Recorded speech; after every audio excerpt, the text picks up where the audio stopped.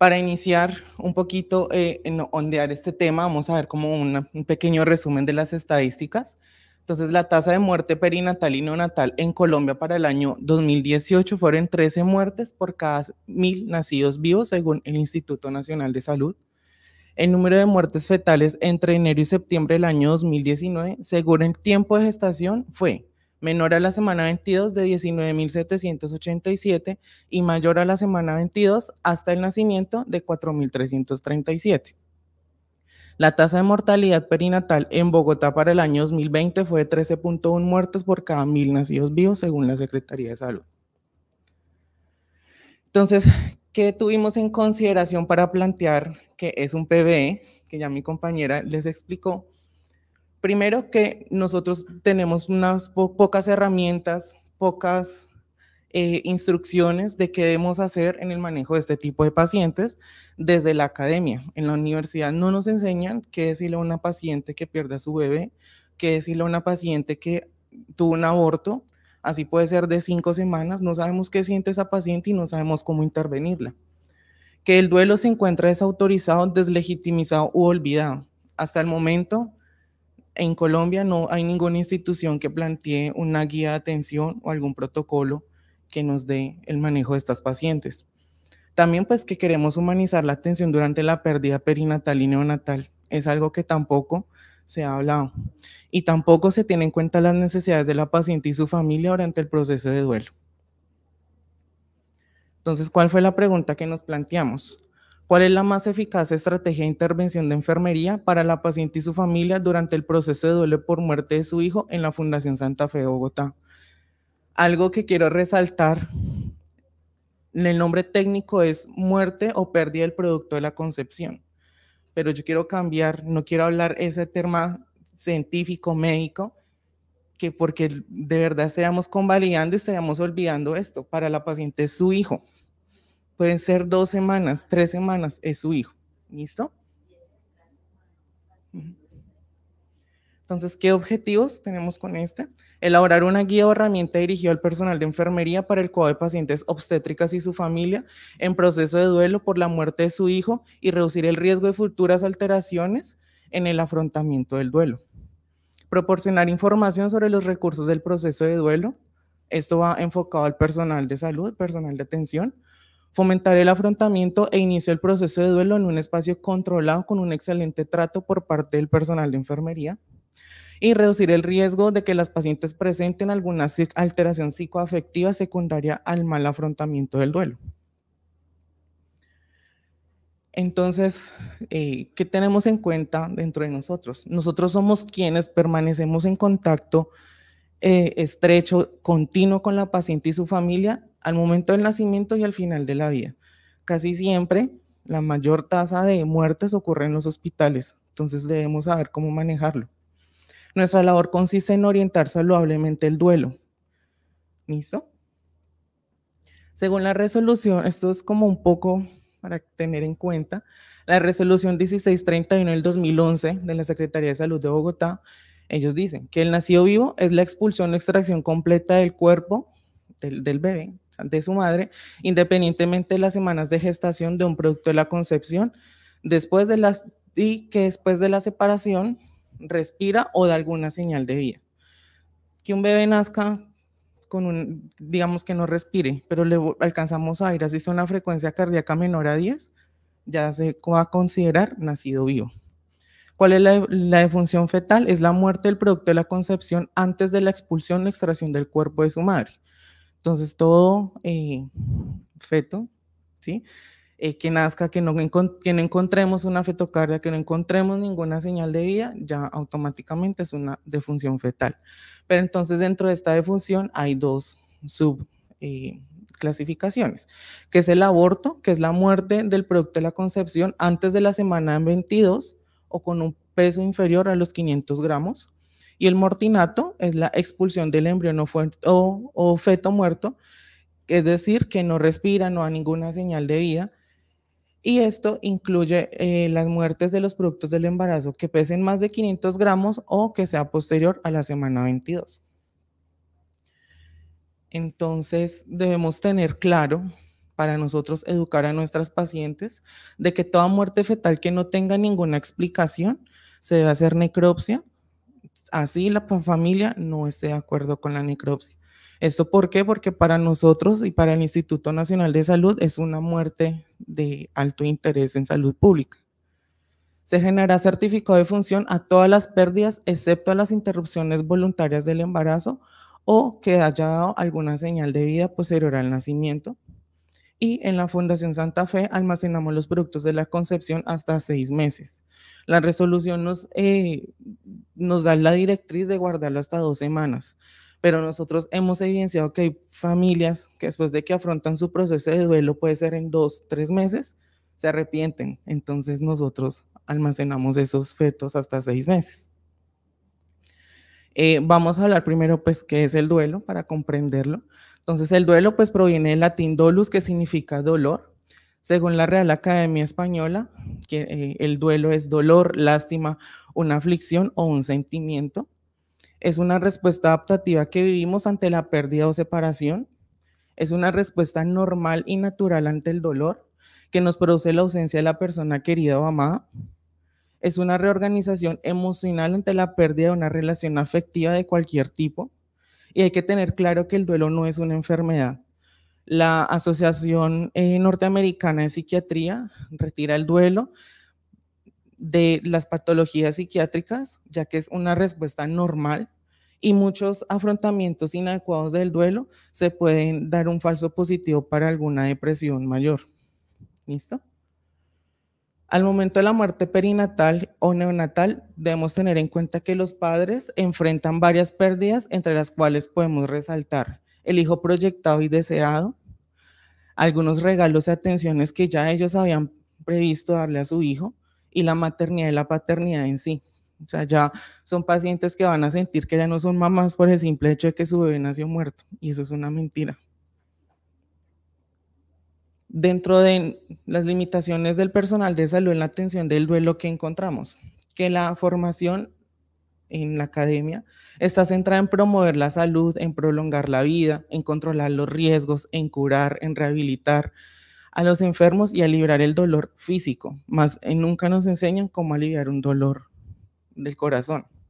No comprender que en ocasiones la intención va dirigida a ayudar a la paciente y su familia a enfrentar dignamente la muerte y el duelo y apoyarlos en sus decisiones.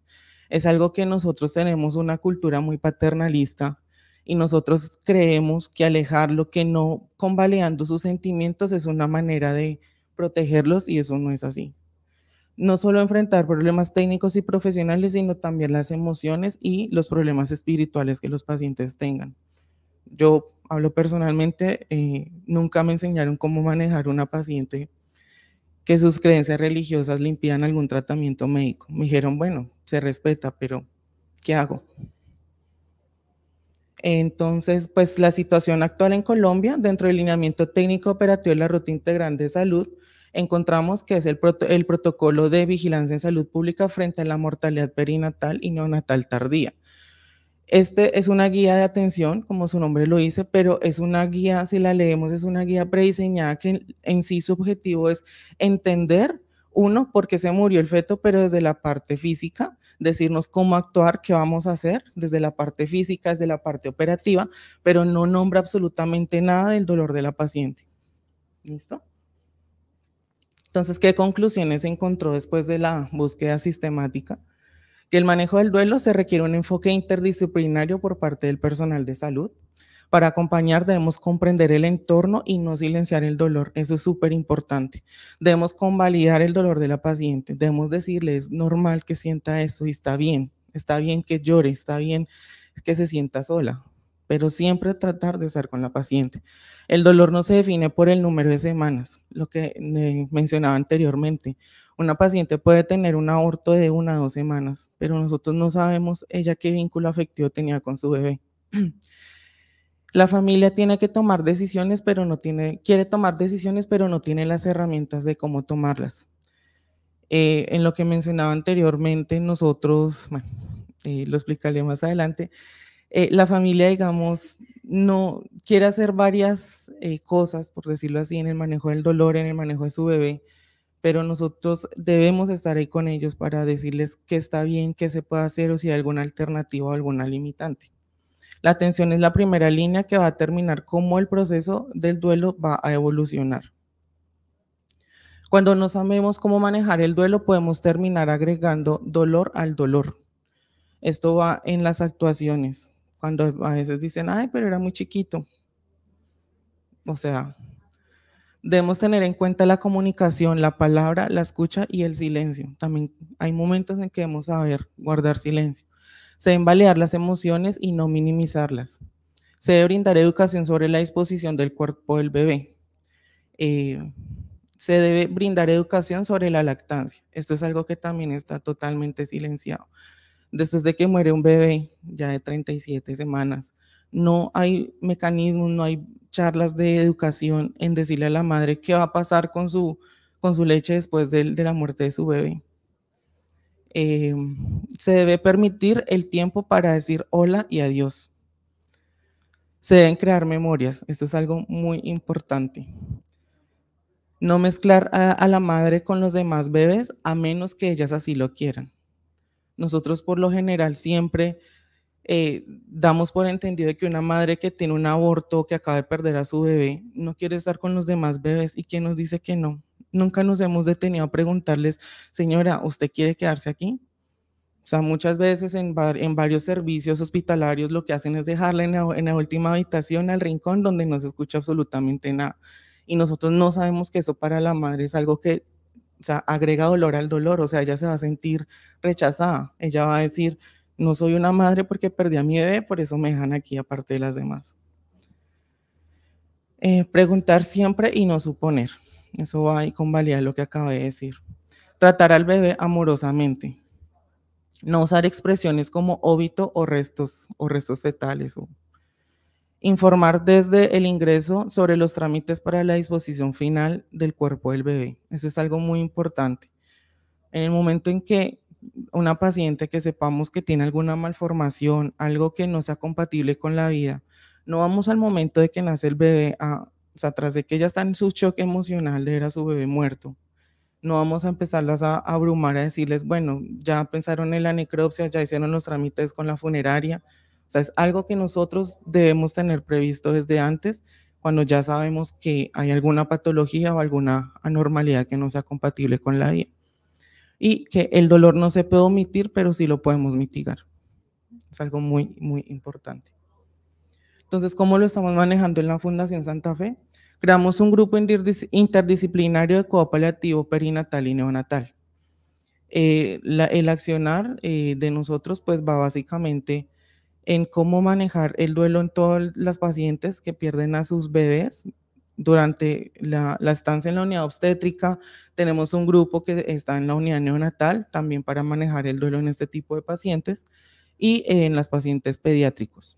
Está conformado desde la unidad de obstétrica, por el doctor Luis Martín, que es el jefe del departamento de obstetricia, la doctora Zárate, que ya tiene maestría en bioética para apoyarnos en toda la parte de bioética. Está la doctora María Adelaida, que ella es paliativista pediátrica. Bueno, yo, Alexander Olarte, como enfermero de la parte de la unidad obstétrica, junto con la jefe Luisa Soto, y el jefe Eduard, quien es el jefe de la UCI neonatal. Esto es un pequeño evento que hicimos, porque apenas lo lanzamos el 15 de octubre, donde hicimos un Facebook Live, donde dimos a conocer, que acabamos de conformar este grupo interdisciplinario, junto con HIT Fundación, que es una fundación que nos ha apoyado en toda la parte de educación del manejo del duelo. Nos estuvieron capacitando en cómo manejar el duelo y ellos nos van a guiar en toda la parte de la traslación y la creación del protocolo institucional para el manejo del duelo en paciente obstétrica.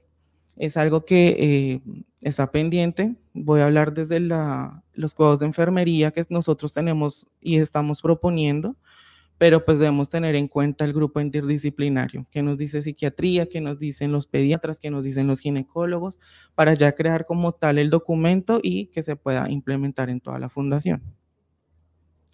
Ese es un pequeño caso clínico de una paciente que hace muy poco, hace aproximadamente unos 20 días, como que nos afrontamos a esta, como les dijera, esta situación desde que nosotros pensamos en manejar el duelo de una manera humanizada. Para hacerles un resumen, una paciente de 36 años, G1 para 0, con una gestación de 32.2 semanas, quien ingresó programada para inducción y conducción del trabajo de parto. El bebé venía con un hidros fetal no inmune, un foramen oval estenótico reverso, un Doppler anormal con ductos venosos reverso, una fístula coronaria del ventrículo derecho, una coartación aórtica descendente, una insuficiencia de la válvula tricuspidea severa y mitral moderada, una cardiomiopatía, que esta malformación se detectó en el segundo trimestre del embarazo durante sus controles prenatales. Se educó a la paciente sobre la sentencia C-355, pero la madre y su esposo no aceptaron la interrupción voluntaria del embarazo, ya que sus creencias de religiosas les impedían hacer este accionar. Y ellos pues decidieron seguir con su gestación. Entonces, lo que nosotros hicimos al momento de la admisión de la paciente fue que tuvimos en cuenta los deseos de la madre. Desde el área de enfermería nos acercamos a ella, tuvimos una charla y llegamos a unos acuerdos y eran cosas que desde el accionar de enfermería era posible hacerla y no necesitábamos alguna otra, nosotros la podamos manejar de manera autónoma. Entonces, primero, pues la paciente quería el ingreso de la mamá de ella durante el trabajo de parto y el posparto. La paciente deseó tomar las huellas y tomar el recuerdo de su bebé. El recuerdo que la jefe les mostró se le hace a los bebés sanos, se le explicó que a un bebé que nace sano se hace ese recuerdo. Ella o sea, decidió y quiso que su bebé fuera tratado como un bebé sano en ese aspecto. Y la paciente desea que a su bebé se le minimice al máximo el sufrimiento. La paciente desea la realización de la autopsia, entonces se educó sobre todos los trámites administrativos, se le explicó que en ese caso su medicina prepagada debería autorizarla y dado el caso que no la autorizara, su EPS. Se le informó que era probable que no la autorizaran en la fundación.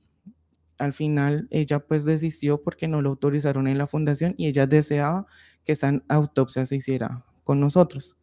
La paciente desea cargar a su bebé y realizar el contacto piel a piel. El padre lo decidirá al momento del nacimiento.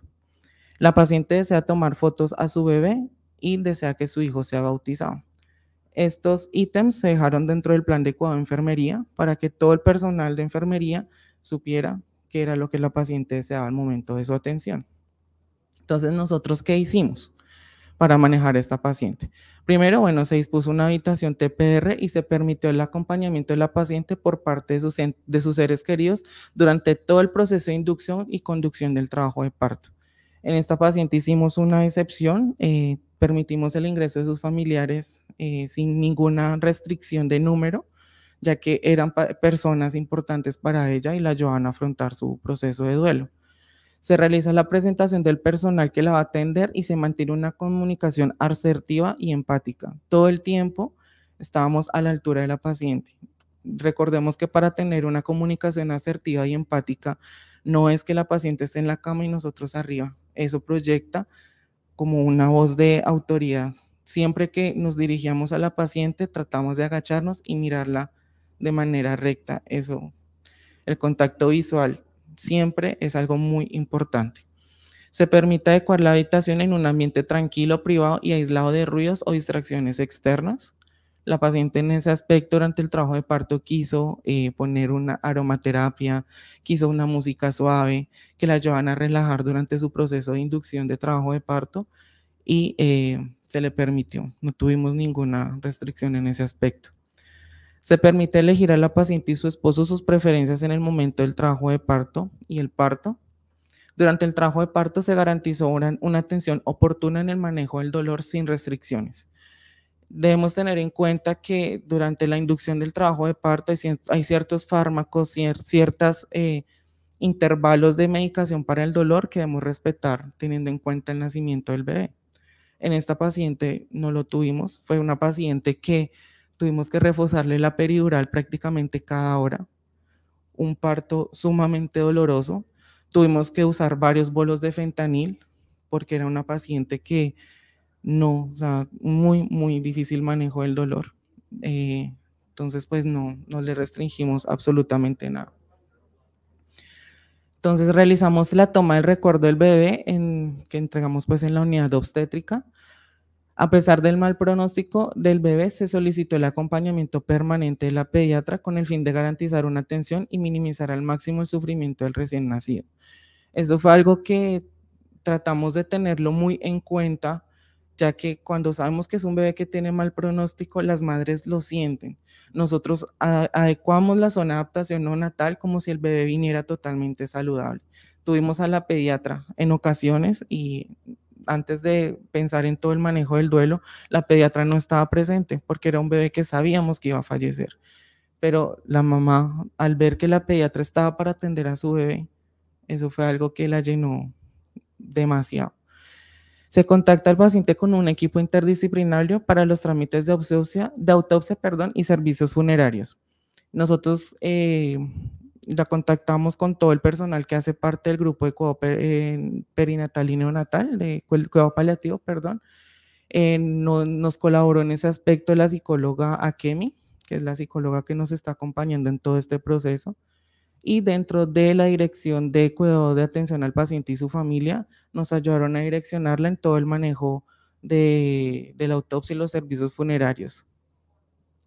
Al momento del nacimiento se permite el contacto piel a piel hasta el fallecimiento del bebé. El bebé inmediatamente nació, se dejó con su mamá hasta que ella quiso. Lo tratamos, como ya les dije, pues vestimos al recién nacido con su primera muda, se entregó a su madre, se permitió un afrontamiento del duelo con su bebé en los brazos en presencia de sus seres queridos hasta que la paciente expresa que se encuentra lista para entregar a su bebé. En lo que nosotros dijimos que debemos darle su tiempo de decir hola y decir adiós. Y se contactó el paciente con el sacerdote de la fundación, quien brindó apoyo espiritual, ya que la paciente deseaba que su hijo fuera bautizado en vida, pero fue algo que muy difícil porque no sabíamos, uno, la hora del nacimiento y pues no íbamos a saber si el bebé iba a nacer vivo o muerto. Ya como la jefe les mostró, pues son los recuerdos. Debemos tener en cuenta que estos los elaboramos, el bebé venga sano o no. Este fue un bebé que pesó 2.845 gramos. Esta fue un bebé que pesó 1.755 gramos. Tratamos de garantizar ese recuerdo, así el bebé venga en una condición crítica. Dentro de la atención inmediata tratamos de que quede plasmado. Esto ayuda a los padres enormemente. Ya como la jefe les mostró, todo el equipo interdisciplinario está 100% comprometido en el manejo de estas pacientes. Aquí vemos a nuestra anestesióloga y a nuestra pediatra elaborando los recuerdos y parte de nuestro grupo de trabajo. Debo decir que esto apenas se está pensando en la atención de este tipo de pacientes de esta manera, de adecuar esa atención y adecuar todo el ambiente de la paciente para un afrontamiento del duelo, pero ella fue la primera, fue una experiencia muy positiva. Fue una paciente que salió a pesar de su pérdida con una sonrisa de oreja a oreja, una paciente que al momento de irse me dijo, jefe, gracias, sin la atención de ustedes de esta manera, no sé cómo hubiera salido, pero en las palabras de la señora. Me dijo, muy tranquila y me voy feliz. Y es algo que nos llena enormemente, es algo que me motiva a seguir trabajando en esto. Y pues espero poder hacer la guía de atención y brindarles la herramienta, porque es algo que nos asusta. O sea, al pensar que una paciente viene con alguna malformación, algo, tan pronto nos dicen el diagnóstico, nosotros decimos, ¿qué hago? ¿Qué le digo? ¿Dónde la acuesto? Es algo que, y bueno, muchísimas gracias. Quiero pues compartirles, perdón, qué pena, esta pequeña frase para tenerla muy en cuenta. Cuando tu miedo toca el dolor del otro, se convierte en lástima. Cuando tu amor toca el dolor del otro, se convierte en compasión y respeto. Es algo que debemos tener en cuenta. Dentro de nuestro quehacer de enfermería, debemos brindar amor. Todas nuestras acciones que sean enfocadas hacia la paciente con amor y así podemos garantizar un cuidado de enfermería 100% humanizado. y muchas gracias.